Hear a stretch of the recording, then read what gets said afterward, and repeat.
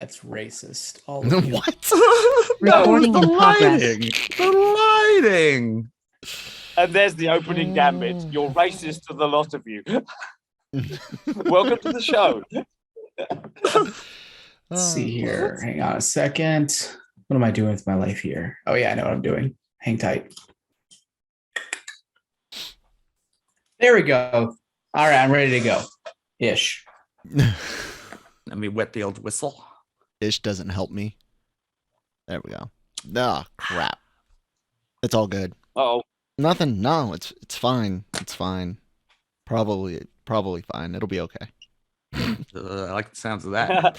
No. It sounds confident. It's not. It's nothing. I had everything was recording, but I still had a blank screen up on the studio, so I already switched it over and we're all set. Hang on. I need to actually hang on. But don't go. I just realized I need to change my shirt. Sorry. One sec. Just do it in front of the I camera. don't. Where's the show, Jammer? You're supposed to do stuff like that in front of the camera. Yeah. Wimp. What a twat. Is that the American version of a twat? You see, I was one. That's how we pronounce it. That's how my New York friend pronounced it. It's always one of those funny things playing games online with people that actually play out of Australia and of course the UK, expats from those places, because their usage of certain words is completely different than here in America. And it's great to hear some American players on games like TF2 just freak the fuck out when people say, yeah, it's just like, you guys realize that there's more to this world than US English, right? You got that. Anyways, you guys ready to get your show going? Yeah, let's do it. Get the show on the road. I'm ready. Shirt is changed. I'm ready to go.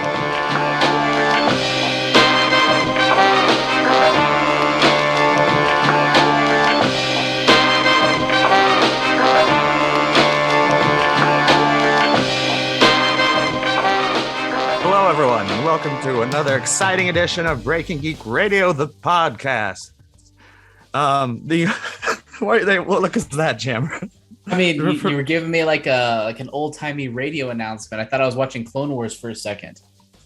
Okay, I didn't know they had old radio timey voices in Clone Wars, but we're the flagship international and premier podcast of LRMonline.com and the Genre Podcast Network. Is that better for you? Genreverse Podcast Network. The accent destroys my brain thoughts.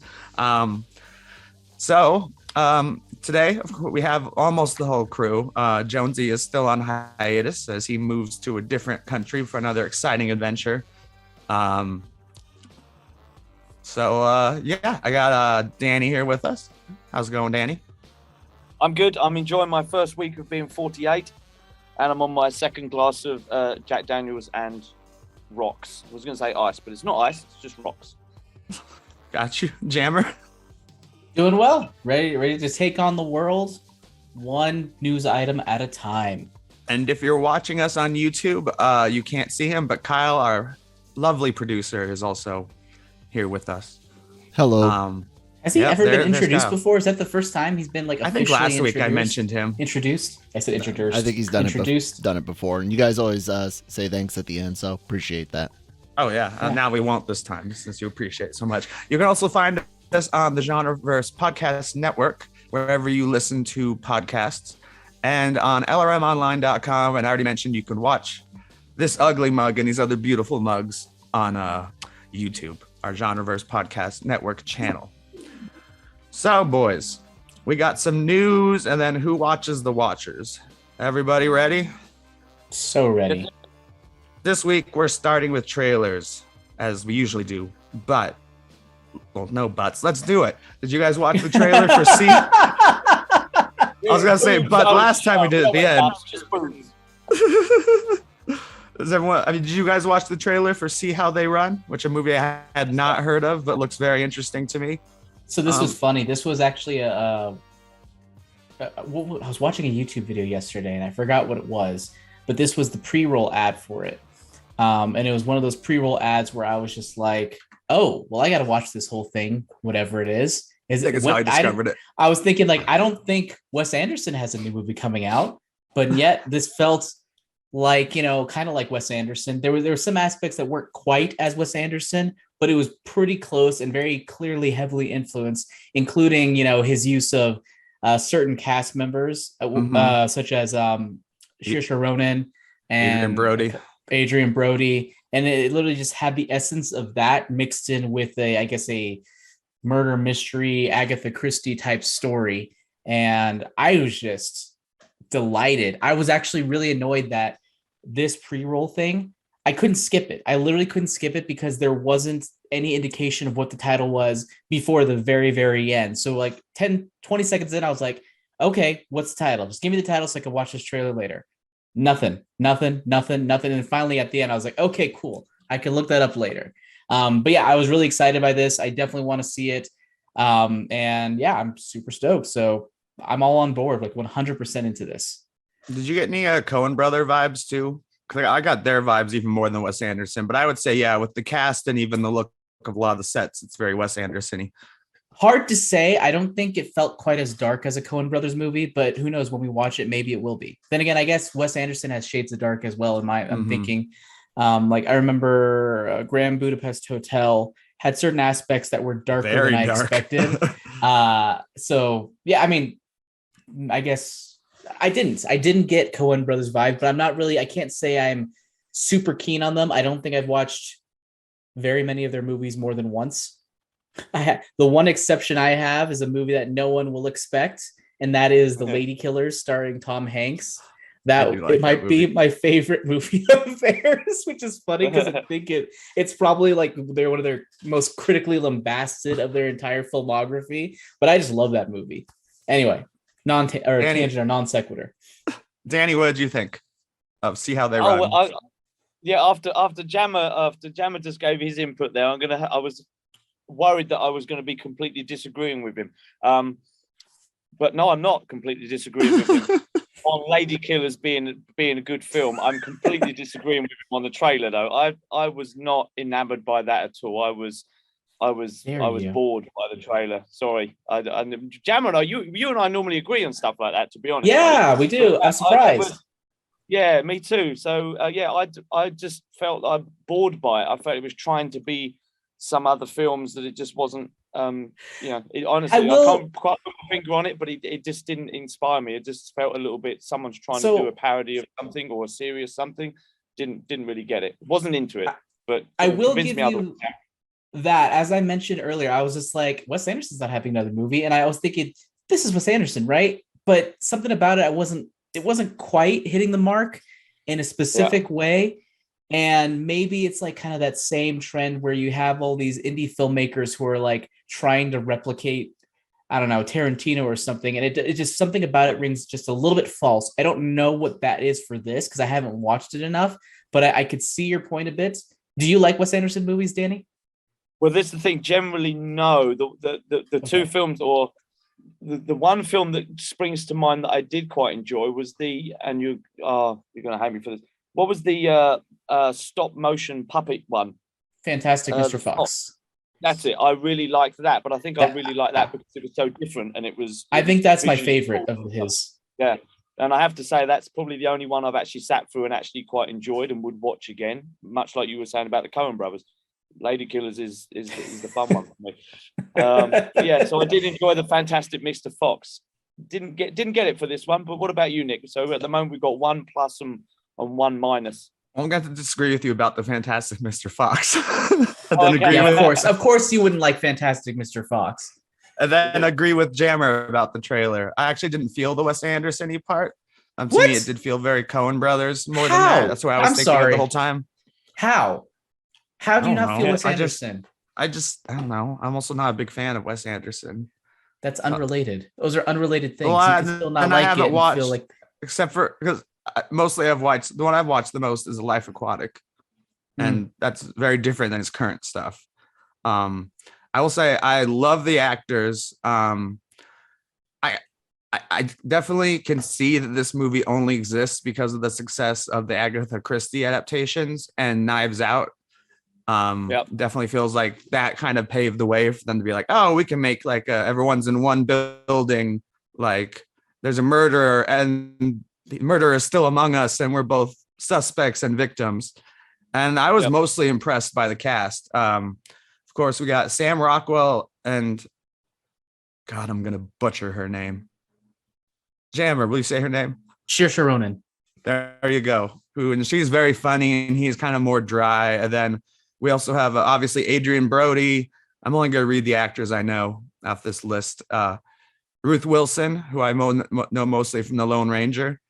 And then David. And she Oyelowo. actually has a tour de force performance as Mrs. Coulter in his Dark Materials series on HBO. That's also why I recognize her from as the posters for that. And then really good in that. David Oyelowo, I think I pronounced it correctly the first time, but I can't pronounce it now. Who's been an excellent actor, and his parts in the trailer are really funny. Where she's reading, she's like, I can't remember the exact words she says when she's reading off. Like he's a something playwright, and he's like, I think you mean celebrated playwright. It's like she's like, oh right, I can't read my own handwriting, but looks fun. That was a looks great joke. like That was fun. a great joke. Yeah, and just her every time in the trailer, you know. Sam Rockwell barely gets a full sentence out, and she's like finishing his sentences or like jumping to conclusions. Like when the character just comes in and says, I did it. She's like, okay, you're under arrest. So it just looks like a lot of fun. We'll see when it gets closer. September. So actually it's not that far off. I'm disappointed because I'm wondering what's coming out that same weekend. Because we're going to crushed. If we're going to cover, not that, but honestly, because I go to movie maybe once a week these days, maybe once every couple of weeks. Mm-hmm. Same. And mostly for the podcast. Mostly for the podcast. So if there's another movie that comes out that is not that movie that we're going to cover instead, I don't know if I'll be able to see it in theaters, which is disappointing because it seems like a fun movie to see in theaters. Even with Lightyear, when I knew we weren't going to do a normal show that week, I canceled my tickets even though I wanted to see it because I was like, I don't have time. Like, I can spend this time doing something else, you know, going to the movie theater. Yeah, seems like I'm the only one that gets to actually go to the theater at least 2 or 3 times a week because I'll pretty much watch anything if it's lucky bastard. I know. Well, yeah, I am fortunate. I wish I had that time. I work super early and I work super late, but I have big chunks of the day that are empty. Speaking of Adrian Brody, I know we're going slightly off kilter here. Has anyone else seen his film Clean? No, I don't think I've even heard of it. Never heard of it. Check out the trailer. I was fortunate enough to watch it. It's actually just come out here. It's very much in the vein of Leon and films like that, where you have a hitman that's left the business, and John Wick and all those. So it's a cross between a serious version and John Wick. Yeah, well, kind of. And he's suffering from some mental issues as well at the same time as him getting out of the game, so to speak. But it's got a slow second act. But the reason why I mention it is because he's fucking awesome in it. It's really, really quite a powerful film. Be warned, it is quite slow in the middle, but the beginning and the end, the bookends of the film are actually really worth watching. It's called Clean, and it's just been released on the big screen here. I'm not sure where you guys get it. So it's brand new. Yeah, well, check out the trailer at least. There's something that you might want to catch. If you get the chance, but yes, yeah, but he's awesome in that. So I agree with the cast. That's why I mentioned it, Nick, because he's one that looks like he's the Oft originally, right? He looks like he's the first person to be killed based on the trailer. Yeah, it seems like he gets lots of screen time because it seems like they flash back a lot. Yeah, we had a fight that because Adrian Brody is an interesting actor for me because I remember when he was cast in Predators back in like 2009 or 2010, whatever that was. And I was just like, really? What the fuck? Yeah. What the fuck? And then I saw him in that movie and I was like, oh, I'm kind of scared of him. I buy it. I don't know how that happened. I don't know how I bought him as someone to be scared of. It also reminded me of that one guy from the Watchmen show, the mirror-faced guy, whatever the hell his name is. Oh, yeah. I can't remember that guy name at the moment. I could see him as like a creepy, I guess, serial killer, but not like as an intimidating force. Didn't he also play the new Freddy Krueger in the new Nightmare on Elm Street? No, that was God, what was his name? About? No, that you're talking about Rorschach, right? The guy who plays Rorschach. Yeah. I was talking about the Watchmen TV series. Oh, I apologize. The Rorschach light character, like light. I guess he was kind of like light. Yeah, doesn't Yeah. he eat a can of beans in one part? That's from the Watchmen TV series or movie. I thought he did in the TV series too, but Oh, anyway, does he? I don't remember. I can't remember. They definitely drew a lot of parallels. But I just remember he scared me. Like he scared me and Adrian Brody scared me. Two people who, if you had asked me, hey, can you, Jackie Earl Haley, by the way, Kyle is the person that you're talking about, Danny. Yeah, and I'm scary. talking about, he played the Thinker in The Incredible Hulk, or soon to be the Thinker. And he's in a lot of Coen Brothers movies as well, if I'm not mistaken. Oh, brother, where art thou was the first thing I saw him in. So then seeing him in The Leader, not the Thinker. Sorry, Kyle. Kyle with all the corrections. This is why we need Kyle. He's going to beep out the F words. Fuck. There you go. And he's going to add the things that we fuck up on. There's a fourth beep. Before we move on from Adrian Brody, I still want to recommend The Brothers Bloom, which is Rian Johnson's movie that feels like it could be in the same universe as Knives Out. It's him and Ruffalo star in it. It's a very delightful. That one's actually very Wes Anderson-y, Rian Johnson movie. Tim Nelson Blake was who we were talking about with as far as The Watchmen and The Leader. Did we ever talk about, and I may have been gone, but did y'all talk about the Knives Out title? Yeah, I think so. Okay. Or was it the week we missed? It was a week. It probably was a week I missed, so I was just curious. Yeah. All right, on to another trailer. Harley Quinn season 3. Have you guys watched Harley Quinn the first 2 seasons in their entirety? Oh yeah. Oh, you haven't yet? No, I should. No, because it's not on a platform or service that I can get. And I think it's one of the first things that when we were talking about Batman many moons ago, the animated stuff, when you guys are recommending the shows that we should watch, and then I think that's when Harley Quinn first came out, and you recommended it, and I do love the character, but I still haven't seen any of it. So I actually avoided this trailer. Okay. Because I'm desperate to actually watch it cold. And I know there's not necessarily spoilers. I know the kind of show it is. It's kind of spoilers. No, actually, believe it or not, Harley Quinn is a show that you can actually spoil. Oh, in that case, then I did. This whole season 3 has a new element to it. Yeah. So we won't discuss the spoilers about it. I found don't worry too much about that, but you tell me what. I don't want to spoil it for people who haven't seen it. Also, yeah, we're not going to spoil anything huge. I mean, it's other than it looks hilarious, like normal. They're doing the whole The Boys thing. I mean, a lot of shows are doing that now. What does that mean, Nick? Where like they advertise. I was going to give me a chance to fucking explain. Where it's like raunchier, more violent. Like it's I would always want been this way though. No, I know, but like that's the way The Boys is always advertised. To like bring you in. You can't act like The Boys capitalize on raunchy superhero things. It's been done before. I didn't say it capitalize on it. Just The Boys is what I've been watching, and that's like even online. Their amazing Twitter campaign. They're always like, "This episode's gonna like blow your fucking mind," and it's a trend among these not grosser is the wrong word, but superhero shows that take it farther. Oriented superhero shows. And I wonder if even Peacemaker season 2 will see advertising like that. But I almost think James Gunn wouldn't capitalize on that part. Just be like, hey, more Peacemaker. I don't even need to say if it's grosser or more violent. You're gonna watch it. And but speaking of James Gunn, oh, he's in the trailer. James Gunn's in this trailer as himself. And Clayface turns into a chair and he's like, James Gunn, sit on me. I'm pretty sure James Gunn does voice James Gunn in it. Oh yeah, I'd be surprised if he didn't.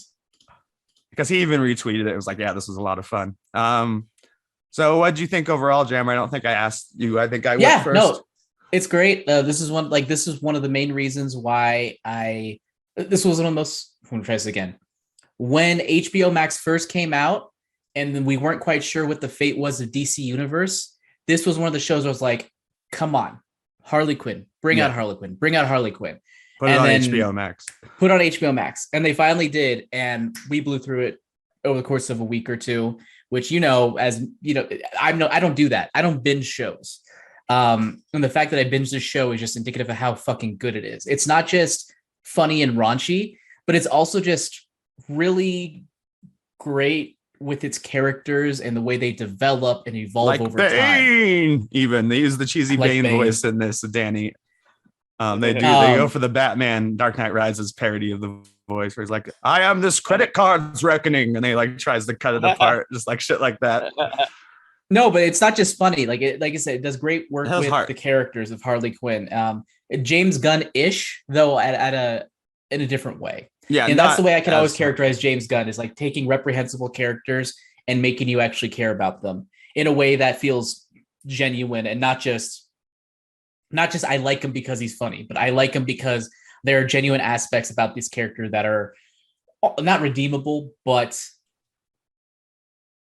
relatable. Yeah. You know what I mean? But And it's some just other- fantastic. Some other strengths, Danny, without spoiling it, is Jim Gordon's a drunk, but he's always like, I'm a damn good cop. And he's played by Christopher Maloney. Diedrich Bader voices Batman. He's done Batman in some other series. Giancarlo Esposito voices Lex Luthor. And it's a lot of fun.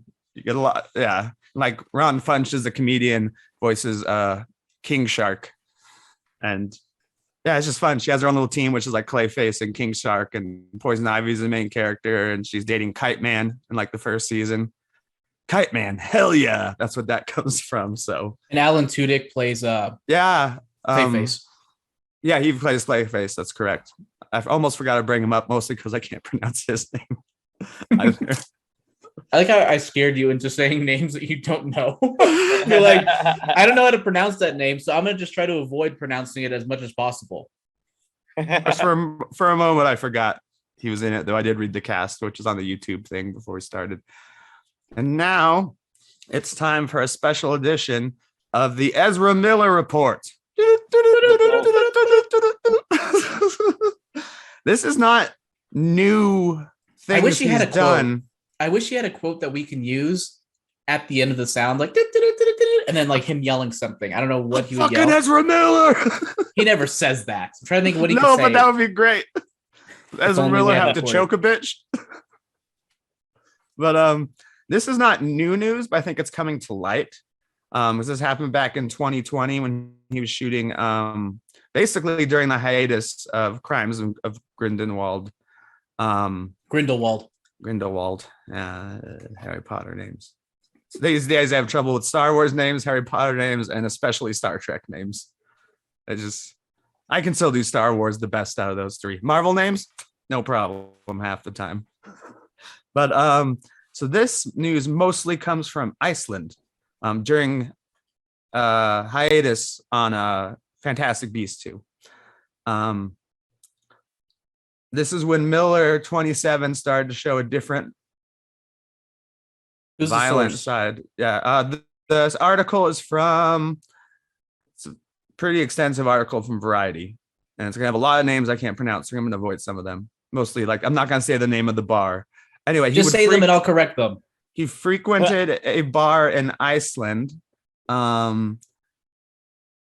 Prikio. Sounds right. Keep going. I'm not familiar with the name or the language, so I can't really say anything. Not gonna lie. So Carl Sreiner, a bartender at Prikio Kafasas, a pub located at the heart of Reykjavik. These are the worst. I'm almost savoring saying them. You're like saying it like an aggressive German accent. I am. He actually had two interactions at the same bar that were fairly negative, but kind of the stuff he'd been doing in Hawaii. Nothing extreme is what we talked about last week. First, he got into a fight with another patron. He even put him into a chokehold and later slapped him. Ryan there, who broke up the fight. What? He had him in a chokehold, and I'm sure he's like slapping him. Yeah, I know. Just the visual of this like aggressive chokehold, and then. But afterwards, the patron quickly shrugged it off as a joke. The actor was allowed to continue frequenting the bar. Rainer's quote is, "We just brushed it off as two friends getting drunk and getting in a fight. It's Iceland. This happens twice a week." I just love that quote. But in his second interaction at the same place, which there is a blurry video of, Miller is seen confronting a woman and smiling and waving her arms as she walks toward him and asking, "Do you want to fight? Is that what you want to do?" And then he grabs her neck and she lets out an audible gasp. The person filming the video stopped to intervene. This was the old one. This was like the first video that we saw of Miller a couple of years ago. But this is like some of these are more people coming forward as sources. Because that was the first video that made us think, what's that all I don't about? think we heard about the chokehold in the week before or previous. No, but the one with the video of him that you just described, we heard that. So we really don't have to talk about that one more, but the last one's the most weird. Let's see. Okay. So there was okay, so Nadia requested her last name was left out so that Nick didn't have to pronounce it. No, it's because she didn't want to be identified. She had friendly text messages with Miller. This was in Berlin, and she invited over to her apartment. I'm gonna try to be more careful than we were last week. I'm pretty sure I've also. Oh, and she does a good job. She talks about. He started getting aggressive and touching everything in her house and throwing tobacco leaves on the floor, and that just set them off. Nadia said, "I asked them to leave about 20 times, maybe more. They started insulting me. I'm a transphobic piece of shit. I'm a Nazi. It became so stressful for me. They were going around my house, looking at everything, touching everything, spraying tobacco leaves on the floor. It felt disgusting and very intrusive.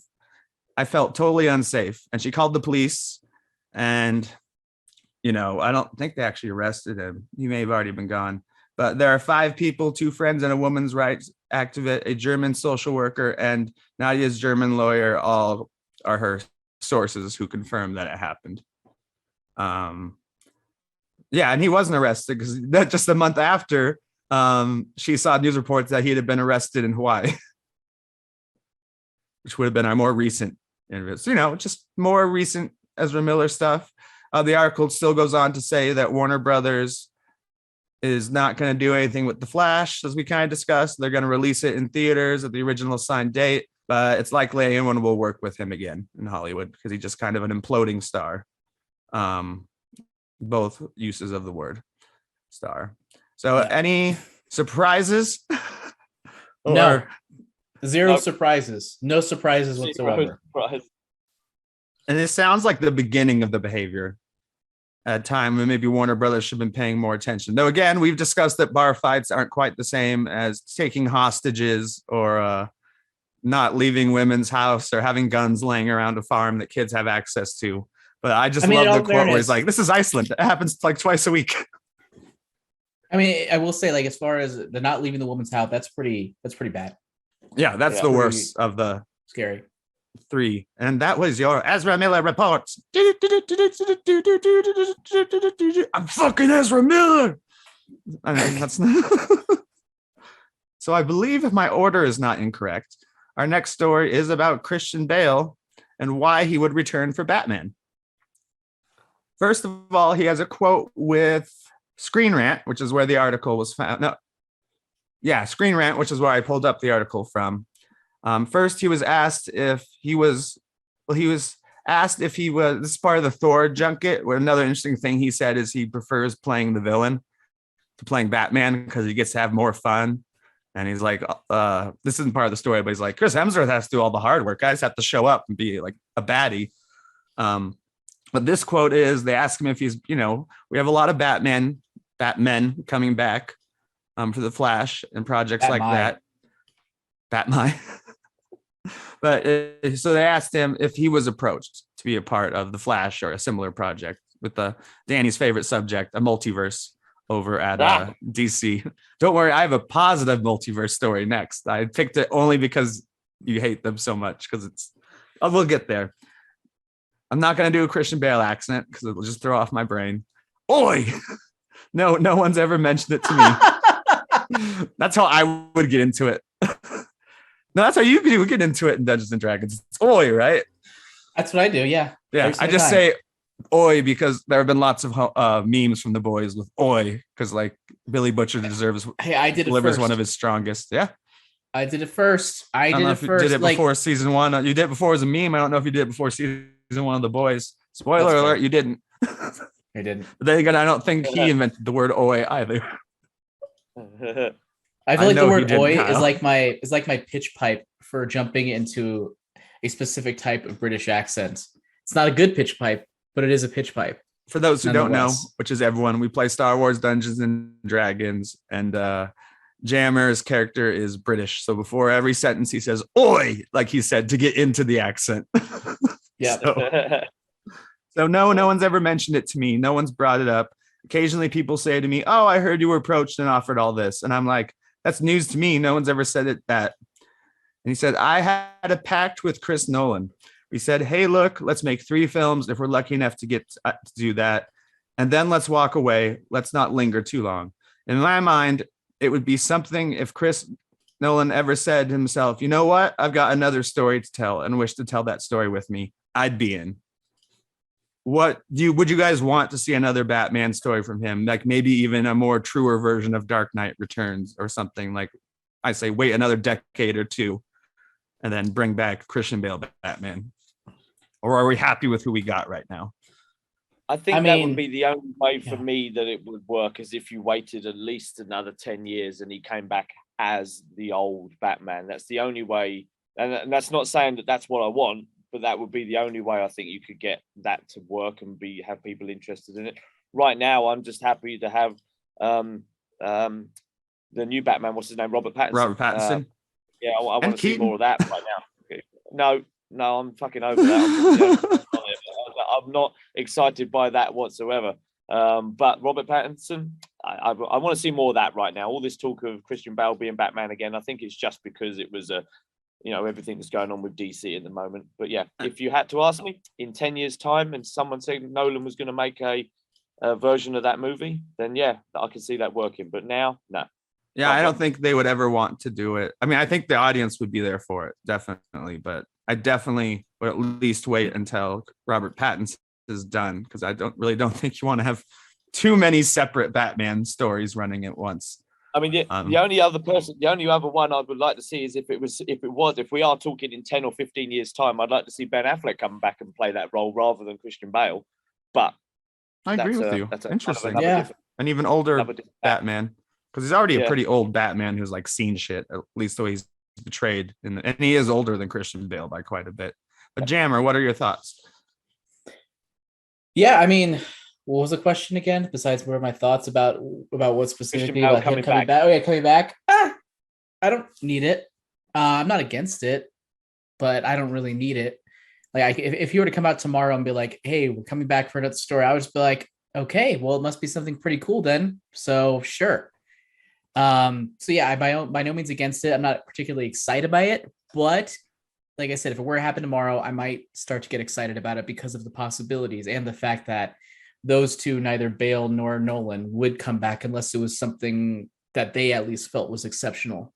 So on that level, sure. I don't really care about having too many Batmen. We already have too many Batmen. So what the fuck's another? Who cares? It's true. Who cares at this point? But I agree. I would dig the idea of coming back 10 years later, though I'd rather see Affleck come back 10 years later. Yeah, I mean, this is just one of the questions he gets asked every time he's at an interview. It's not like he was providing a quote without someone being like, hey, are you going to play Batman again? This is him being like, the only reason I would is if Nolan asked me, because we said we'd do 3. But I love his comments earlier last week, I think they were, where someone was like, oh, how does it feel to be in the Marvel Cinematic Universe? He's like, I'm in what? No, I'm not. And it's just like, yeah, you are, dude. He's like, his basically like, oh, I didn't sign up for being in a universe. Like, yeah, you did. Sorry, Christian Bale. You just don't know. You just don't know or understand what you signed up for, but you're in the MCU. Sorry. It is what it is. He probably won't live past one movie anyway, so it doesn't matter. No, he probably won't. But I just think, like, regardless of how he feels about what he signed up for the Marvel Cinematic Universe. And that's why this kind of next story comes into play. This is why the reason I picked this story is because I knew Danny would like it. Taika Waititi, director of Thor, player of Korg. I'm liking it so far. I'm enjoying it so far. Was asked. Good. Yep. Was asked if the multiverse will be a part of Thor: Love and Thunder, and he said no. That's fucking stupid. His quote was, and this is with Total Film Magazine's original article, or carrier of it. He's like, "We've got nothing like the multiverse in this film. This is the singular verse." This is the exact quote. no confuddling nonsense from a Marvel film. Although we've been duped before, they say shit and even show stuff in the trailers that doesn't actually happen in the film. So I don't know whether I believe him or not, but I really hope it's true. I really hope it's a self-contained film that has links to whatever big plan they're and like Guardians in and Phase 5, but without bringing in multiple versions of different characters from different universes and different planes and stuff like that. When we had a little bit of a chat on it on the Discord channel about we already have the realms. You already explained the 9 realms. I think it's 9 realms. That's enough. That's always been part of Norse mythology and all that kind of stuff. That was enough. So I'm happy about this, but I'm not too sure just exactly how true it is. I guess we'll wait and see. And I know the script is online somewhere, but I've avoided it. So I literally know nothing about this film. Yeah, I believe him just because I assume this movie would always be separate. Like, it doesn't look like there's any need for it. We're going to start off with the Guardians and Thor, where we left off with Endgame, and then we'll have female Thor and Natalie Portman, or just Thor. In the comics, she starts going by Thor, and he starts going by Odinson. But yeah, I've got knowing Taika and the way he does it. I'm sure he'll play with that thing you just said about them, Odin and Thor. I'm sure they're going to play with that. I'm sure they'll call each other Thor for fun, etc. Yeah, I think it'll be really funny. But I don't think it'll flip for the film. I think it'll be something that they'll reference because that's quite a big part of the comics. But Producer Carl has given us Mighty Thor. Is that for Natalie Portman's Thor, Carl? Yeah. So so she'll be the Mighty Thor, and he'll be the less Mighty Thor. The normal Thor. Minor Thor. Thormal. A minor Thor. Oh no, that's Greek. Minor Thor. That's Greek mythology, isn't it? A minor Thor. Isn't that the one that's in the maze? That's a minor Thor. Jammer, thoughts about this not being part of the multiverse? Well, I'm sorry to say it is a part of the multiverse. They just don't reference the multiverse in this movie. Yeah, but so not having to deal with that stuff in this, unlike the last 2 Marvel movies we've seen. So it's kind of interesting. So let me think of how to best explain this in my head here. So it's kind of two-sided because for the longest time, people have been complaining that this doesn't contribute. The movies aren't moving things forward enough to the point of making it interesting through line. So this seems to basically just drive home this is a complete side thing that won't really push anything forward. However, as I think I mentioned last week, the main reason people are feeling that way is because the movies as standalones just haven't been intriguing enough for us to want more from the main storyline. So the hope here is that in its singular verse, as he called it, in its singular verse state, is this an interesting enough movie by itself that we won't just be craving that multiverse connection? Hopefully the answer is yes.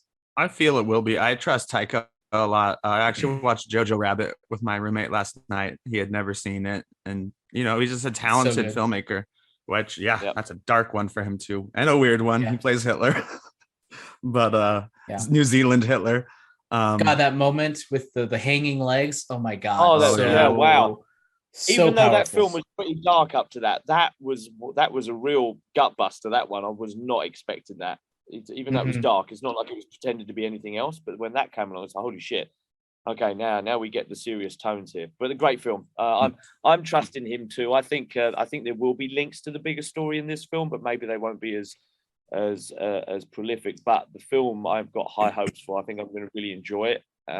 Tickets already booked. Next Thursday, we've got tickets for it. Same. So next Thursday, we'll be watching it. And Kyle and I will be covering it on Marvel Multiverse Mayhem because we have our tickets for Thursday afternoon. Awesome. And we'll be hopping on after that. Well, I guess that'll be a Friday episode of Marvel Multiverse Mayhem. I think because Miss Marvel will still be going, next week. So I think we've Jammer, we have 2 more episodes next week. Jammer, we'll be able to watch it before we record next week. Are you with us next week, buddy? I think so. Yeah. And next week I probably will not be here because it's Prime Day. God damn it. I'll probably Prime Day. Gotta get down on Prime Day. God damn, that's like a 12-year-old song. Jesus Christ, I'm old. We're so old. I saw like it was the 17th anniversary of some movie yesterday, and I was like, oh my god, like, Was it Toy Story 4? no, I would feel really bad. Or of the Black Widow movie, 17-year anniversary of the Black Widow movie. Sure feels like it. Yeah, I know. There's been a lot of longest time ever. Well, no, I'm not even saying that. It's just time is slow. It's because we're getting slow or long or short. Time is short. Time is, I don't know. It's felt longer because of the pandemic and stuff. I feel these last few years, both longer and shorter. Longer and shorter. If it's a good time or a bad time. Good times feel shorter. The bad times feel longer. I think that's life. This is very interesting philosophical bullshit. Let's move on. Yeah, I know, right? I was gonna say we're just saying nothing for like 2 minutes. That's our thing. We're rocking through the stories pretty fast, which I'm happy about. So the Russo brothers, tying it back to Thor and the Guardians, have their most recent project set up in Netflix for $200 million, which is what it was going to cost at Universal. And the main news, though I'll get into the plot in a little bit, because it's actually one of the short stories from Tales from the Loop, which was an Amazon show, if I'm not mistaken, that I watched all of. I think that was Tales from the Loop. It's just a bunch of short stories that are like futuristic and kind of usually have like a dark message to them, or kind of like, sounds like Twilight Zone. Kind of like Twilight Zone or Black Mirror. And sometimes they're connected in some way. But it's Netflix is, it's gonna, of course, it'll be directed by the Russo brothers. Just like The Gray Man and unlike Cherry, it's going to be written by Marcus and McFeely. They're the writers that they've worked with since Winter Soldier and say they want to work with for the rest of their lives. Because I believe that's a lot of people don't like Cherry. I haven't seen it, but I believe part of the problem there was not having expert writers, and hopefully The Gray Man. They had expert writers. They just but like their writers who made 2 great Avengers movies, 2 great Captain America movies, and we'll see with The Gray Man if they can do as well without the Marvel brand, more original stories. The main news: this movie called The Electric State. The main news is that Millie Brown is going to be their lead. Millie Bobby Brown. Too many names. She is going to hot off Stranger Things, which I'll be watching right after the show. How did you mess? I love how you messed up like the most basic series. She has too many names. The order. Yeah, Millie Bobby Brown. But we're sorry, what about her? She's in the movie, right? That's what you're saying? She's the star, and they're trying to get Chris Pratt as the other lead. Of course, is someone they've worked with before. Sure. So yeah, we already said who's writing. The cost isn't cheap. It was going to be $200 million at Universal, according to sources. The project adopts the acclaimed 2018 illustrated novel by Simon Stahlhag, the writer-artist who also created Tales from the Loop. So no, it isn't one of the stories from Tales from the Loop. It's the same guy. The story centers on an orphan teenager, Brown, who will traverses an American West that is reminiscent of a retro future with a sweet but mysterious robot and an eccentric drifter in search after her younger brother. So it sounds like Chris Pratt would be the eccentric drifter, which sounds like a Chris Pratt role to me. And so is there any excitement for this? Are you guys excited to see her in something other than Godzilla versus Kong and Stranger Things? I'm really going to blow your mind here for a second. Can you believe that she's not going to be a teenager really soon? I feel fucking old because you mentioned she plays a teenager. I'm like, it's not going to be much longer before she plays full adult. That's going to be like a year or two. Maybe she can play one now. Probably not now. Probably still. But then again, Tom Holland is like, what, 28 and he plays a teenager still? Is that old now? I guess it took him a while to make them because Tom Holland started before he was 20. Yeah, I think he actually started Civil War before he was 18, if I recall correctly. They had to worry about labor laws because of him. Yes. Yeah. How many hours he could spend on set and etc. Yes, I remember that. Exactly. So I don't think I think he's maybe 25 or 26. So maybe I'm exaggerating here. 26, according to Kyle. So yeah, it's not very, very long until she like is legitimate. Well, I guess she is a legitimate adult. She's 18 years old now. So that's crazy. She's no longer a teenager. Now you just made me feel old. I feel now old. You've said 18. Holy fucking shit. Yeah. That's crazy. That's weird watching Stranger Things. We'll get into that a little bit later, but how old everybody is in that show. They're all old. And they All pretend of it's them are only been a fucking old. year. That's such a weird plot point. They didn't like say it's been several years. It's been like, 87 it was 1 year years since it was the- made, since season 3 was made. But Yeah. Because they're like, it was a year ago, there was a disaster at the mall or the fire at the mall, or whatever the cover up is. You're like, that was a year ago? Really? But well, something like that would age you, right? That an experience like that would put the years on you. That would be their arguing point. That was a traumatic experience that they all went through.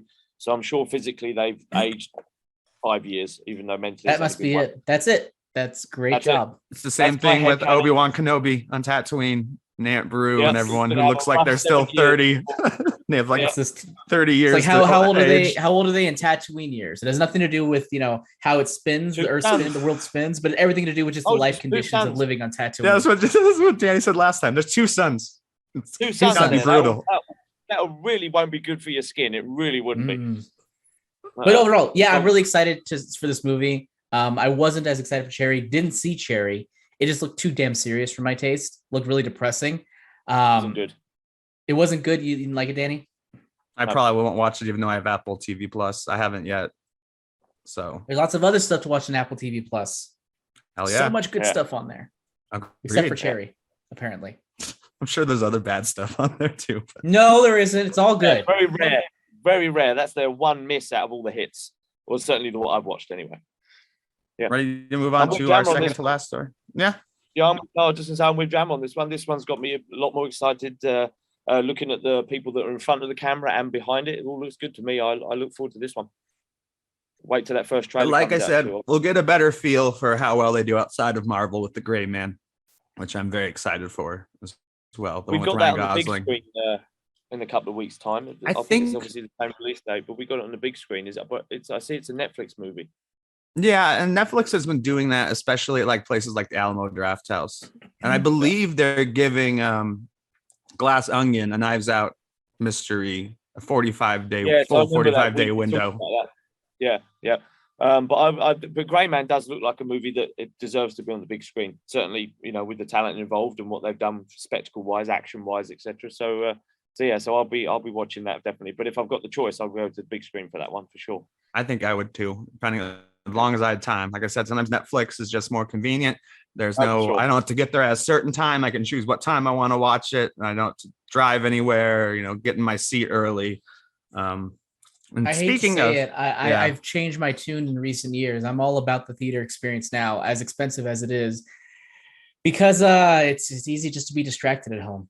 Yeah. And then my dog just starts like playing with his toys and going like next to me as he sees, his girlfriend outside in the neighbor's yard, and he wants to be let out, and then he wants to be let back in. He's cheating on Foley. He's cheating on Foley. Yeah. And he met the other dog first. Foley is his side piece. Foley is a dog that he hangs out with a lot during Dungeons and Dragons. He is a dog. Dog. So speaking of seeing movies at theaters, Tom Cruise just had his first film to pass $1 billion, and there's only the second film to do so besides Spider-Man after the pandemic. So Top Gun Maverick, which actually made it back to IMAX because of a petition, crossed $1 billion internationally, making it his highest grossing film. And I think his highest grossing film internationally is Mission Impossible Fallout. His biggest opening weekend was War of the Worlds. But like I said, a lot of his movies have legs because they're, I love them, but mostly the audience is older than me for these movies. Like, it's the one franchise my dad's like, yeah, let's go. I think my dad's done with Marvel at this point. But he's such a dad movie. Top Gun Maverick is such a dad movie. I know. If it wasn't for the pandemic, my parents not even eating indoors restaurants, I would be like, Dad, we're going to Top Gun. Like, oh, he hasn't seen Top Gun yet. No, he won't until it hits home video or Paramount Plus or wherever, because they don't go to the movie theaters. They don't go inside to eat. Anyone's surprised? I guess this is a big surprise to me based on what I thought it could do early on, but lately with the numbers it's been doing, it's not a surprise. Are you on the record? Go on. Are you on the record saying how much you thought it would make? Did we ever talk about that? I don't think No, we did, it's just you don't expect a lot from what I call delayed sequels because most of them aren't even that good. So like, and it's just like it hasn't been a huge franchise. Like his mission, obviously. I mean, it's been one movie, like 30 years ago. I mean, also so, like it's not even like his most known movie either. It's one of his top most known movies. He's done stuff like Jerry Maguire. Mission Impossible is his big franchise. He's worked with Spielberg twice. He also has it's bigger than like Risky Business or something, which is from the same time period. But I just didn't think a franchise that old and an actor who's generally not that popular with a lot of people would reach such heights. Pun intended. I mean, he is popular. He's one of 3 existing movie stars today. I would agree where his name is almost more important than the franchise. Yeah, I'm with Jam. I think he's one of the true last movie stars. There's certain aspects of his private life, which is his private life, that might raise an eyebrow here and there. But I don't know. He may have disappeared some people too, so I don't know. Well, they went up to the spaceship, but ultimately, I think he's one of the last remaining movie stars. He really is. He really is that kind of the name above the movie, but he does a great job every time. He's one of those, sounds cliche, but you never feel that he's giving a half-assed performance, even if the movies themselves aren't for everyone or that good. You get the feeling that he always gives 100%. He does it because he really fucking loves it. He's a good-looking guy. He's looked after himself. He's made countless films. And the biggest surprise for me is when you said it's his first movie after over $1 billion. And right. Looking back on it, I think it makes sense because a lot of his films are not necessarily big ones, but I don't know. I mean, maybe look at Minority Report, but that must be 20 years old now as well, right? That was the big Spielberg one in the world. Right? So it didn't even gross as much as War of the Worlds. I don't think Minority Report. It's just a beloved but then you've got classic. That inflation thing. There's more it's literally screens 20 now. years IMAX old. costs more. The tickets cost more. IMAX screens. There's more screens available. Yeah. What's really pleased me about it is that it is a standalone film. Yes, it was based on a film 30 years ago, but it really was and is a great go to the cinema, go to the big screen to watch it film. It's been awesome. I think people have really enjoyed seeing this kind of movie and had a really good time with it. And getting people out on that big screen again. I think it's what the big screen's for, is films like this. And Marvel has been disappointing, but a film like this stands on its own. Well, apart from that, but I mean, the filmmaking in No Way Home was disappointing. Like the story was good and it was fun, but like there are several shots in there where they're like on the rafters and like the Statue of Liberty, and it very much just looks like they're on a shitty soundstage. Yeah. But anyway, I'm watching it for a third time this weekend because I want to watch it again before it leaves the big screen. Nice. Jammer, I just got to break in here and say Jammer's watching movies wrong. Hey, I'm just saying, I didn't ruin the movie for me, but it was noticeable. And when we talk about theater experiences and actual good filmmaking, it does make a difference on that level, but it's still a good movie. And said Kyle, who just this week on Marvel Multiverse Mayhem was criticizing where he could notice reshoots and CGI in Miss Marvel. It was annoying. And I'm the one who shuts off my brain to those parts, right? Unless it's horribly bad, I don't notice. Like, I'm not here to critique the CGI. There are lots of times we've been watching a trailer and I'm like, CGI looks amazing. You guys are like, no, it doesn't. I mean, I'll always remember back in 2001 when Fellowship of the Ring came out and they had that opening prologue and you have Sauron standing on a soundstage going, oh, it looks so cheesy. So bad. Now it does. No, it looked bad back then. It looked awful from day one. Okay. Or at least that's what I thought. Was I the only one who thought that? I was a kid. I Like hadn't gone to film school or paid much attention. The moment where he was just standing and had like his and he's like, and there's like fire below him. Yeah, so that looked bad from day one to me. But then again, I don't know, maybe I was weird. Maybe. Well, you still are weird. So anyway, next story. Another one Danny will be very excited about. 007. Oh. When asked about when we'll get our next one, they say it'll be at the Barbara Broccoli. That's how I like to pronounce it.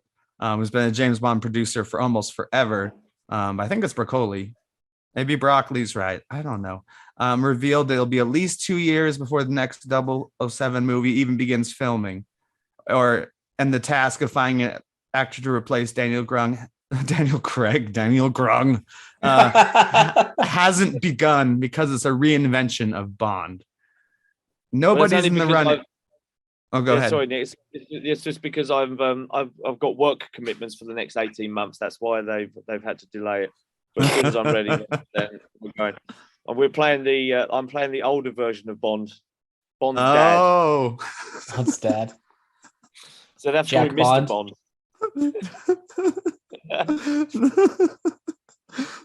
Call my dad Mr. Bond. I'm James. Exactly. There you go. It's always Nick, like Bond, James Bond.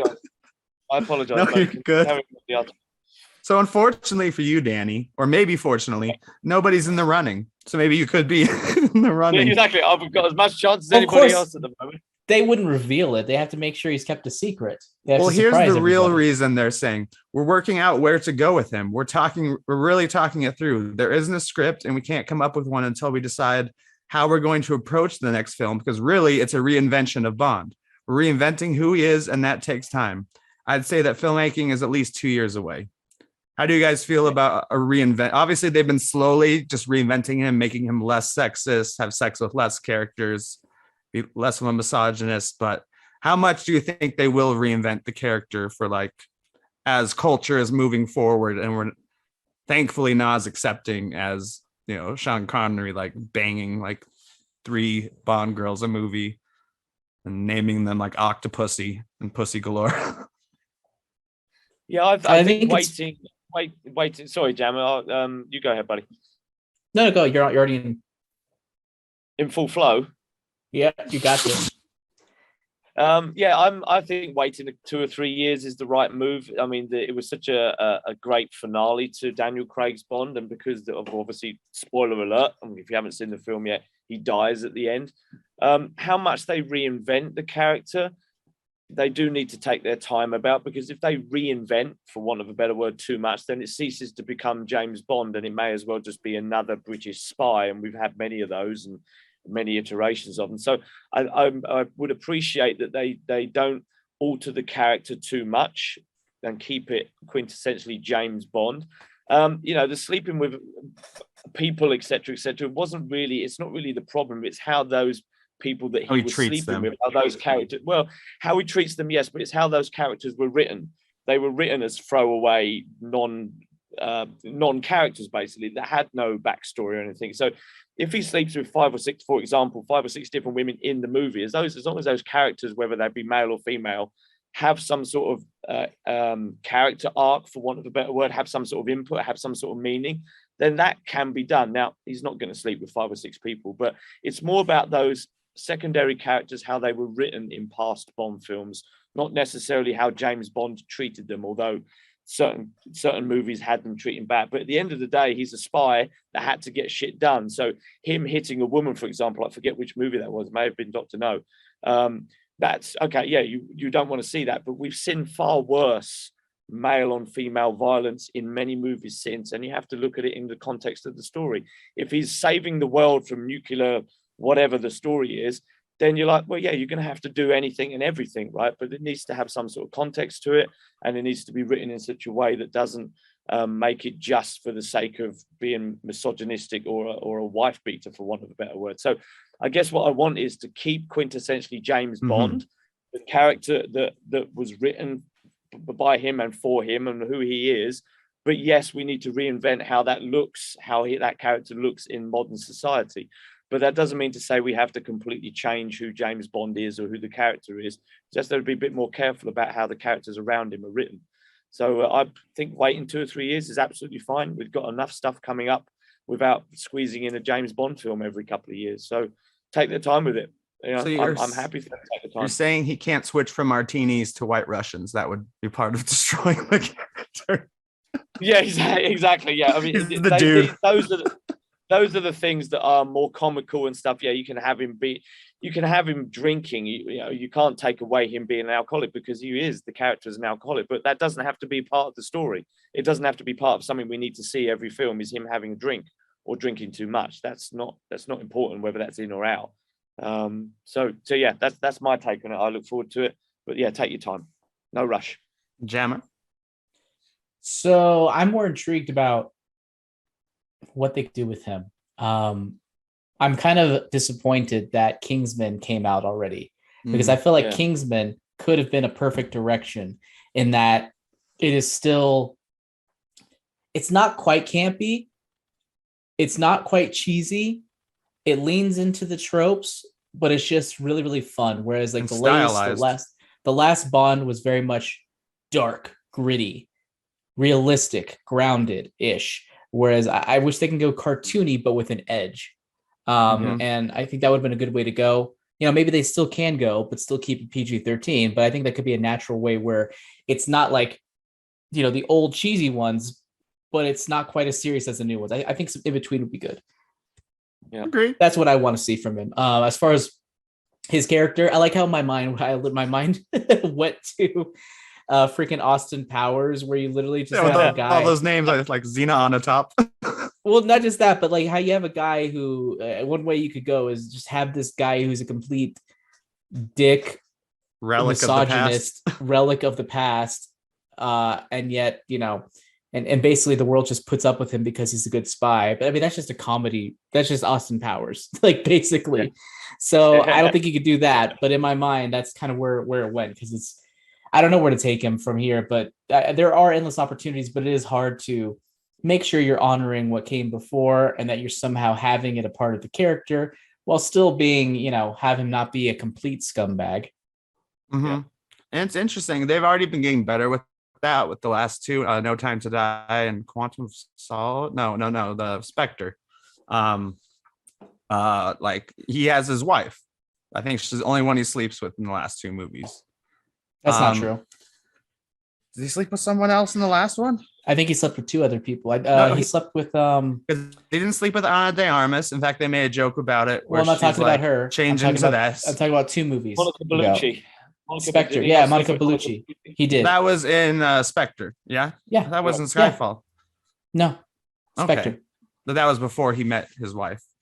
And that was for information. Like Danny brought up, there's a good point. A lot of the times he's doing it for information. Sometimes it's just like there's no other way.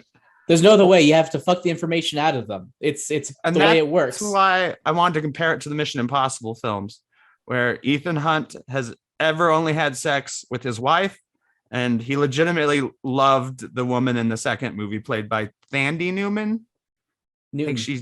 I think she changed her name back or something because that's the name she's been using in movies. And it's 2022, Kyle says. It isn't being promiscuous. Oh, isn't it being a good thing? Hey, it can be. Oh, so once again, like as Danny so eloquently put it, it's not about him sleeping around. It's about him not being a dick. Sometimes it's about him sleeping. Yeah, to that earlier point. But I think every Pierce Brosnan movie ended with him sleeping with the main female character at the end, and there are a lot of Daniel Craig's one too. Like there's the one that ends and they're like in a raft floating in the ocean or something. And it's like, what shall we do next? It's like, let me show you. My favorite is Moonraker when he's attempting re-entry. Brilliant. What? Bond, what are you doing? Attempting re-entry, sir. Brilliant. Fucking genius. So anything else on Bond, James? Oh, I will have one last thing on James Bond. Well, you were in the middle of making a point that I think you lost. Well, I was just comparing him to Ethan Hunt, and that his character has never had to be one that sleeps around, but he's the U.S. Bond, and he'll, I'll get it done. Like he always. Well, that's I think the problem is you don't want him to feel too much like the other ones either, because like I mean I love the Mission Impossible movies, but I don't think Ethan Hunt has any real character qualities to him compared to Bond. Absolutely. Anyone. I couldn't name one thing about him. Name one thing that isn't just he does impossible missions and runs. He's loyal to his team. I mean, he's loyal to his team. He let nuclear. That's just the thing he did. Devices escape in order to not shoot Luther. Okay, so he's loyal. He's loyal. So you're saying he's to loyal. A fault. I mean, they even make fun of him. Oh, that kind of is like there's a line from Alec Baldwin in Fallout where he's like some people see that as a weakness. I see it as like your greatest strength. There's a line similar to that he's loyal to a fault. He has loyalty to his team, but Bond has a loyalty to the greater team, which is always to Queen and Country. He has a loyalty to the job and to Queen and Country. So I think Jammer's right in the sense that there's nothing about Ethan Hunt's character that separates him other than being put into these seemingly impossible predicaments. And I would say the other thing is he's more of a Captain America in just the way that he's loyal Captain to his America actually has character. No. I'm just saying that's one of his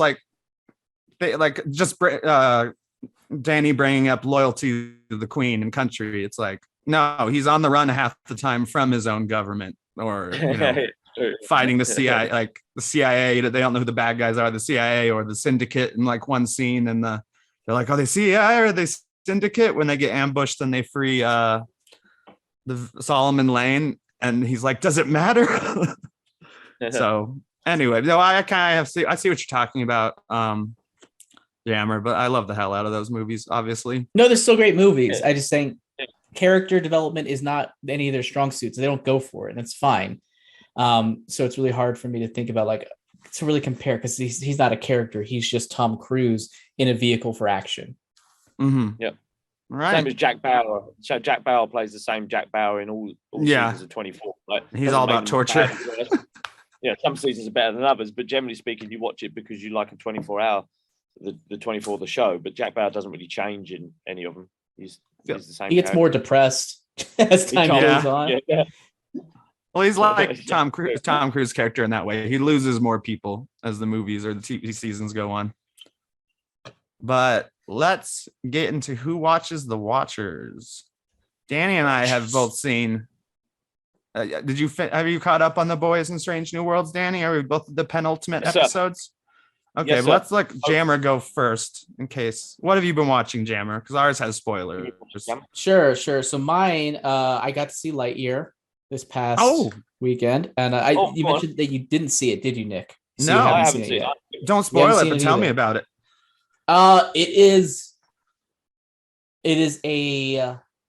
It's interesting because it is supposed to be what Andy saw for Toy Story. That's not it. It's not that. Sorry. Obviously that was just a way to describe it. Obviously, no. That they actually say that in the text at the beginnings. Like in 1995, a boy named Andy saw a movie. This was that movie. No, it's not.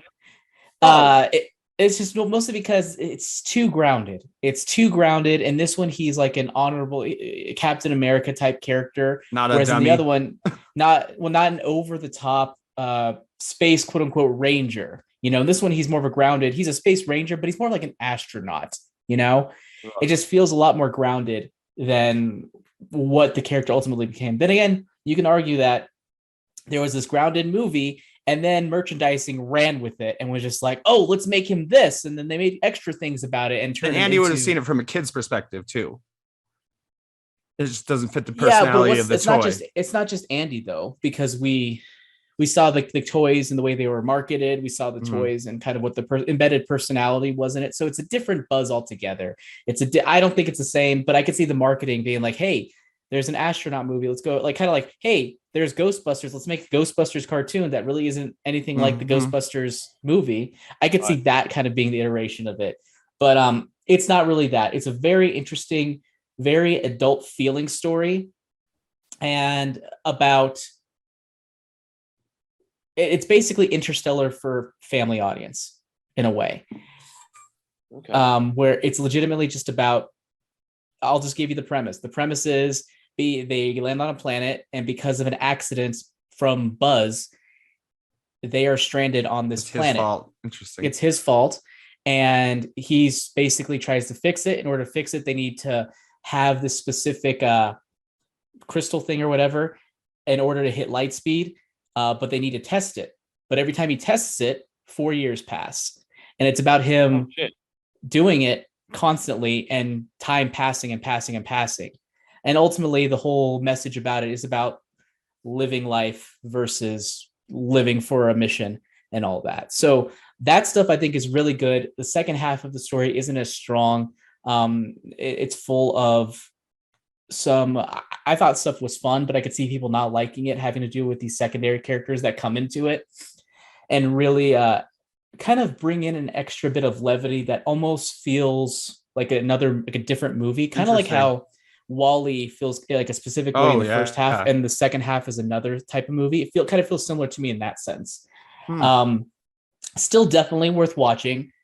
Still very entertaining, but I probably would consider it mid to mid upper tier Pixar level. It's definitely not like one of their strongest, but I'm happy they made it, and I think it's just an interesting exercise in creativity for them. Does it ever try to be a tearjerker at moments, which Pixar has been doing yes. almost every time?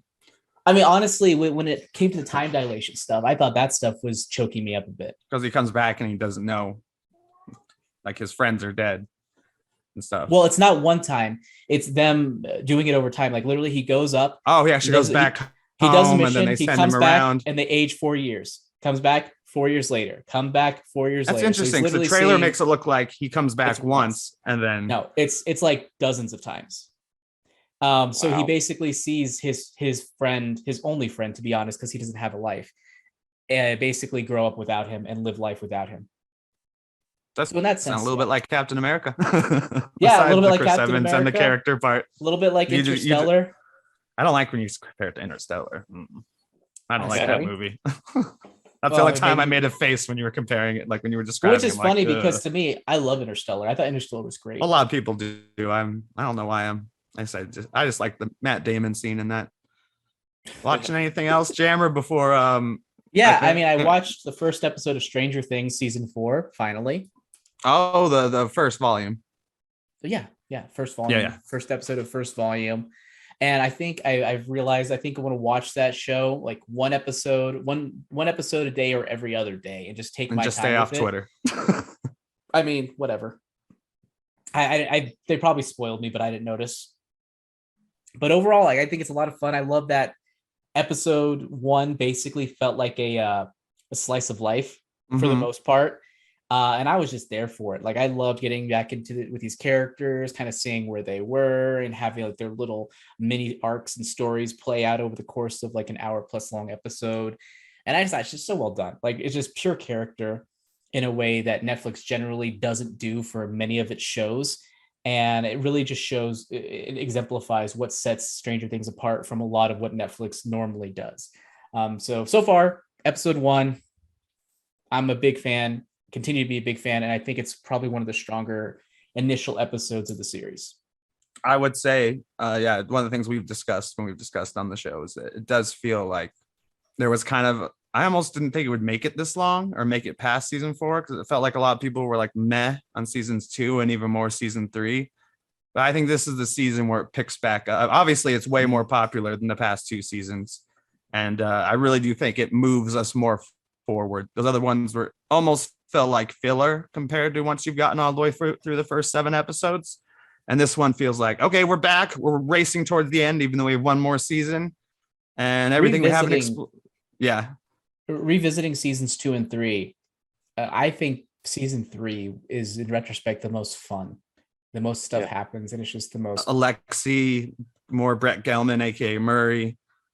Yeah, season 3 is pretty. But I think that's the least well received one, just where people are kind of like, "Is Stranger Things still good?"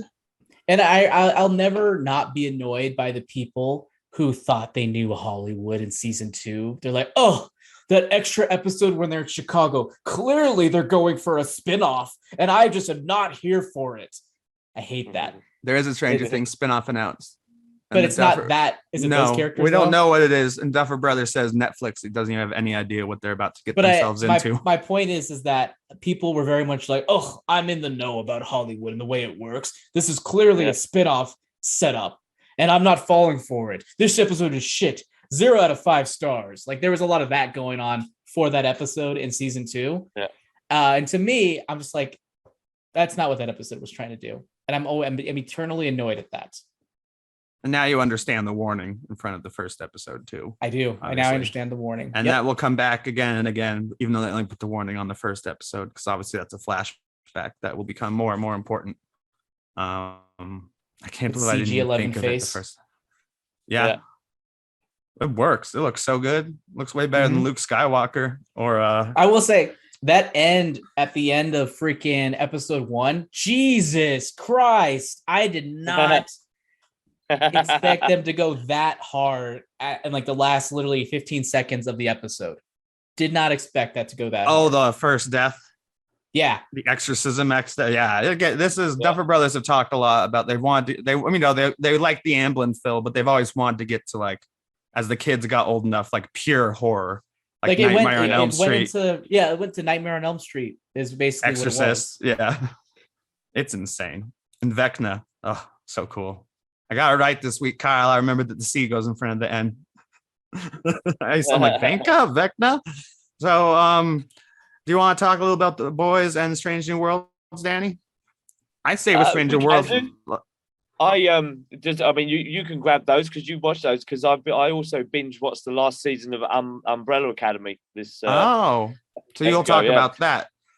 So I've really enjoyed these shows. I can't quite put my finger what I've enjoyed most about them. I think it's the way they really seem to have given heart to each of the characters as the seasons have gone on. I love the soundtrack to the show. The ending of season 3, no spoilers, anybody. The ending of season 3 is equally satisfying but frustrating at the same time. And if anyone out there has actually watched the whole of Umbrella Academy season 3, they'll hopefully agree with that. It's a great ending, but also makes me want to go, oh, fuck's sake. It's been a great season. The characters and the script writing has been really, really good. The stories that each of the characters have had over 3 seasons have been fantastic. And this last season, mad as a sack of spaniels, as gory as fuck. And it's not new to anybody, this kind of stuff. They push the envelope quite a lot, but they do it in such a way that makes it so much fun and so entertaining, but also it seems to stick with the theme of the show really, really well. So I congratulate them for their season 3. And as far as I know, it is the last one, even though it is left. As far as I understand, it's the last one, but who knows? The ending does leave possibilities. But what show, that's not a spoiler, what show right now ever actually ends with an actual ending where you don't think, well, maybe they could bring a character back, etc. So I would have thought Breaking Bad, but they already proved me wrong on that one. Yeah, exactly. I'm not even talking about Better Call Saul. I'm talking about the movie. If you've been a fan of the first 2 seasons, go and check out number 3. I Jammer's like you want to rest for a couple of days before you watch this episode. I watched the whole season in one day, and each episode is just under 50 minutes. Just under 55 minutes. So one whole day just watching Umbrella Academy season 3. Check that out if you're a fan of the first 2. It's a great ending. Kyle says no word on season 4. Yeah, but the creator says 4 would be the last. Well, I hope then that this season 3 is popular enough that they make it and make the decision. So that's been a fairly popular show, and if they keep the budget lower than Stranger Things, which they obviously are, Stranger Things is their flagship. Would you recommend the show to me? I've never seen a single episode. Yes, sir. Yeah. Okay. Yeah, give it the 3 episode rule of the season 1, because there's some good stuff in season 1, and hopefully you'll enjoy it too. I think I'll be hooked on a show like that by 3 episodes. Yeah, it is mad as a sack of spaniels. Great soundtrack, great characters. You care about all of them, one way or another. So certainly check it out. But give it the 3 episode rule for sure. Okay. Speaking of mad of a sack of spaniels, The Boys. Oh my God. It's Hero-gasm was not kind of everything they said it would be. They're like, this would be the grossest fucking. That was last week. I already watched today's episode because they've started releasing them before my bedtime or even before midnight on the East Coast. Okay, Nick, can I just stop you right there? A question for you. I've watched last week's episode twice now, and I've watched it on 2 different platforms. Don't ask me how. On one platform, I saw an edited version. It wasn't as X-rated. It wasn't as I hope I've seen the most X-rated version I saw. So, that's the thing. That's why. So, in spoilers from last week, Jam, are you okay with this, buddy? I mean, I know you've not watched it yet. By the time he gets there, he'll have forgotten this conversation if he gets there. Did you see, this is a sentence I never thought I'd say, did you see the octopus sucking his Yeah. Right. Did you see the balls hanging over the toilet pan? I don't think so.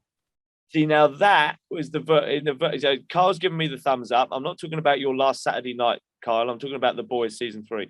So Kyle did see it or didn't see it? No, it's when she's showing him that the the camera footage from the On toilet. TiVo, yeah, whatever. Yeah. Oh yeah, I did see that because Yeah. I obviously I watched Okay. on Amazon Prime, and they're not going to censor it on their own platform. Well, here's the interesting thing. We watched it, and this is what I say, because we can get two different versions of Amazon Prime. Because I'm in Dubai, obviously, but if you're linked it with your UK Amazon so they account, edited so the Dubai UK version. Amazon, no, the other way around, dude.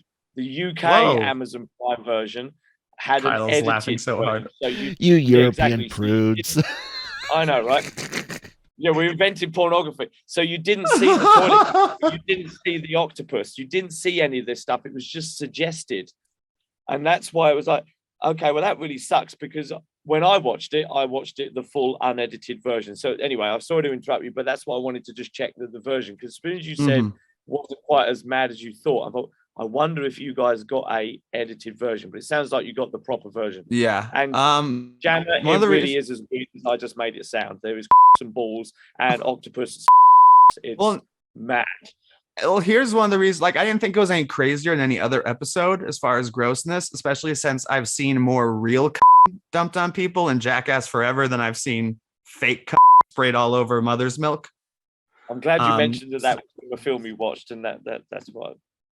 Because a theatrical release had more real. First, I was thinking, I was like, all right, okay, what world are you living in? It's not human, but in Jackass, they like douse people who think they're doing interviews and like bore. I mean, you said Jackass, and I got it. As long as you mentioned Jackass, we're good. We're Jackass, good. Yeah, we're good. The porn parody of Jackass. Could you imagine how dirty that would be? I'm Johnny Knoxville, and welcome to me fucking somebody.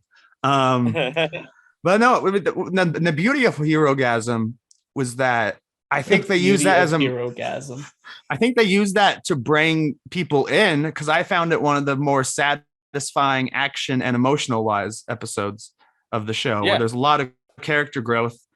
And the fight between, I mean, I said this with Kyle and Marvel. I said it with Kyle at some point, and he disagrees a little bit. It's the budget's lower. They have less time to shoot it.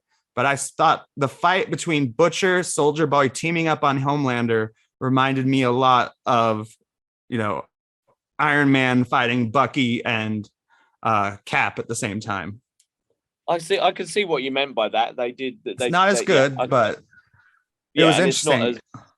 I totally understand where you saw that, and I can think that's where they got the ideas from. It's a much shorter fight, but I think they've been doing a great job with things like that, considering the things you just mentioned. And then there's the cape joke. He's like, "You're the cheap knockoff. Look at you. Real heroes don't wear capes." I love Soldier Boy. They've done such a great job though with it, isn't it? It's the writing of the characters and the script. They don't need to spend so much money on the effects and stuff, because they do such a great job with everything else. It's such a well-written show. Everything from the little newspaper video articles that they post as part of the show to their actual social Twitter media stuff is so good. Yeah.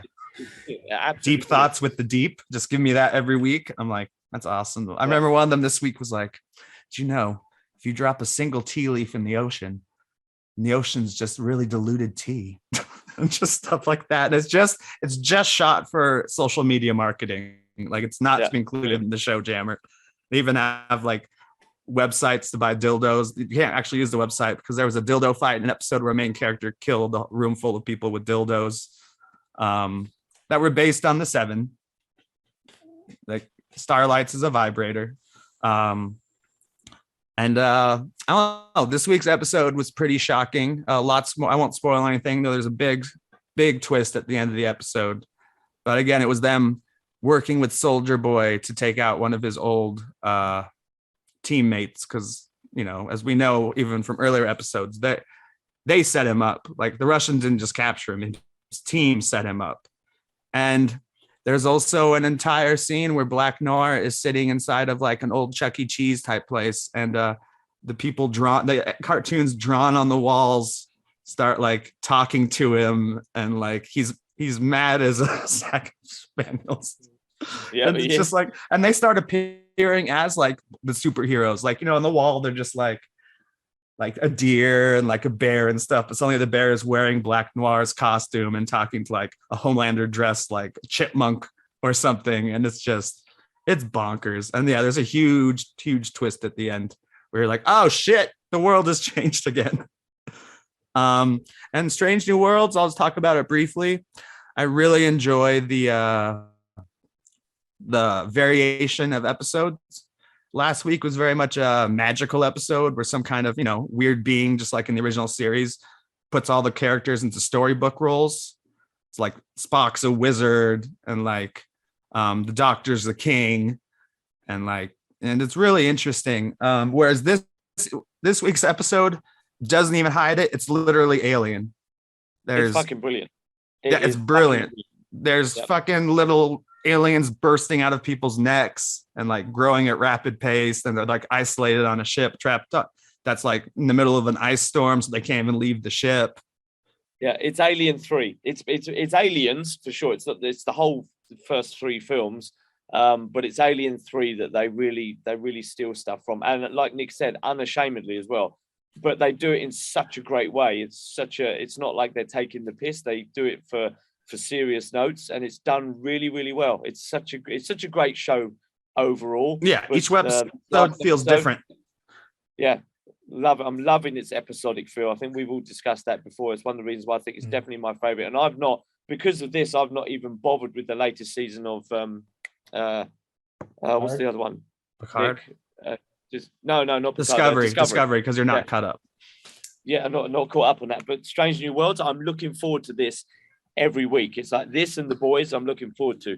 Ms. Marvel, I still haven't watched episode 2 yet. So it just goes to show where I'm leaning at the moment. It's great. Absolutely love this episode. Yeah. And you can watch it without being a Star Trek fan. I think you really can. I think this is one. Watch this and enjoy it. This is one I recommend to people who haven't even seen the Kelvin movies. Almost everyone I know has at least seen the JJ movies. But even if you like the JJ movies, I think you'll think this is even better. It's very much the old show without being like, oh, we're going to a gangster planet, or oh, we're going to a Nazi planet where they're literally Nazis. It's like, no, they're different aliens. But then you can do an episode that's just like the movie Alien, or you can do an episode where it's a storybook, or you can do an episode where, it's all space fights. And I won't spoil which alien it is that they've encountered, but it's an alien that used to be the cheesiest alien in the original series, and now it's absolutely terrifying. So I love what they've done. That with alien that was in that cheesy fight, that reptile thing? Yeah, from the worst fight scene ever. If you look it up on YouTube, it's that alien, and now they're fucking terrifying pilots and terrifying alien, like from the movie Alien type creatures that impregnate you and like jump out of your neck and like just scurry around and grow at a rapid rate. So, and are super intelligent because they're not like they have their own ships and stuff. They're not just running around. Do you remember Aliens, Jammer? Do you remember Bill Paxton's character Hudson? I feel like I exclusively remember his character. Well, you won't forget. In this episode, Kirk, the character Captain Kirk's brother, he's Samuel Kirk. He definitely plays Bill Paxton. Yes, he does. He goes off on one. He is. We're all gonna die. We're all gonna fucking die. Someone. It's great that Kirk, everyone would think is Captain Kirk, is playing the absolute nut job. It's brilliant. He's going to survive. Spoiler alert. It's Samuel Kirk. He dies in the original series when Shatner plays him and himself. He has a mustache to play Samuel Kirk. Oh, that's funny. It's really cool. And it's a delightful show. He also reminds me of Sam Rockwell, Samuel Kirk, from Galaxy Quest, where he's like, I feel like they've got the guy here who's he even has a little mustache and stuff. And someone already posted the meme where it's like, game over, man, game over. And it's Sam Kirk. Anyway, you guys anything else you've been watching, or shall we wrap up this sucker? We can wrap it up. Just talking about Star Trek, I did watch the latest episode of The Orville as well. Oh, I forgot the show came back. I still need to watch the original. Well, you know what? If Strange New Worlds wasn't out, I would say Orville is the best Star Trek show for that kind of feeling. But then Strange New Worlds has come out and actually made the better Star Trek show. It's still worth a watch, but it's just not as good as Strange New Worlds, unfortunately. And just quickly on it, it's not as funny. It's trying to be a lot more serious, and that's not a bad thing because the first season was a lot of fun, but it was also a bit goofy in places. Whereas this new season now, it's on Disney. They're doing a lot of stuff. Oh yeah, Hulu is Disney. Yeah, but it's they're trying to be more serious, and that's not a bad thing. For example, this whole week was about transgender and about the changing of gender and sex and going against the child's wishes. And the whole Didn't they already episode have was that about- episode? Star Trek. No, there was this. Like Not in- not in your- the Orville, they had Yes, one where they sex did it changed with for the child. That's it. The best I can say is it's like the Worf character. That character. thanks. He Oh, he yeah, had the baby that was born the wrong gender. So Yeah, but this latest episode, that child has grown up. And now Oh. understands. So they're paying it off. So inside, so spoiler alert, anybody, on the inside, he is still a female, even though they changed him physically to a male. So it's his inner turmoil about not being physically what he feels he is. He feels he's a she. Shit. So the whole show is about him wanting to change back to being a she, how his two male parents, his two dads, one is okay with it, one is not. So the whole episode is about that dynamic and about going against his rights and her becoming what she feels she wants to look like in the mirror is how she reflects how she feels on the inside. Brilliant. Damn. Absolutely. I know, right? And that's not what I expected. When you watch the first season of The Orville, you would not expect that to be an episode a couple of years later down the line. So yeah, I know season like I 2 say- was pretty serious, I feel like, especially the stuff with like Isaac and all that, and him like going really bad and stuff. So yeah, I always felt like the show was definitely pitched as more of a comedy than it ended up being. I think that's what that. I'm sure. Yeah. Yeah, so watch it. If you're a fan of Star Trek, The Orville is a great show. But Yeah. Strange New Worlds. When did the Orville get so woke? Okay. With that, you guys want to wrap her up? Cut the chat. Yes, sir. All right. Thank you, everyone, for joining us on another wonderful episode of Breaking Geek Radio, the podcast. We, of course, can be found on the Genreverse Podcast Network, getting it right at the end of the show because I screwed up the beginning, lrmonline.com, and on YouTube on our channel for the Genreverse Podcast Network. We're everywhere you listen to podcasts. Check us out there. Give us a like, give us a subscribe. If you don't like us, don't review us. That would be great. No, do what you want. Spread the word to your friends. No. Don't review us. If you don't like us, don't review us. Stand by that statement. Kyle just shook his head, so I'm like, I'll go walk it back. Tell your friends about us. And with that, he's making me cough. Jammer, where can thee be found? Oh, wait. Before we get to you, I want to talk about the other wonderful shows on the Genreverse Podcast Network. We got Animeversal. Cog is back. Daily Cup of Genre with Kyle and Manny. We got The Cantina. We got Marvel Multiverse Mayhem. And we got, I always forget the name of your video response. Genre Shot. Genre Shot, which is still one of my favorites to watch. Kyle is like, let's go watch it one more time, everybody. And he's like, what the fuck was that? Like his Stranger Things Part 1 was fantastic, but it'll never be as good as Nope. No offense. I liked watching you terrified. I loved watching Kyle terrified. Now, Jammer, where can you be found?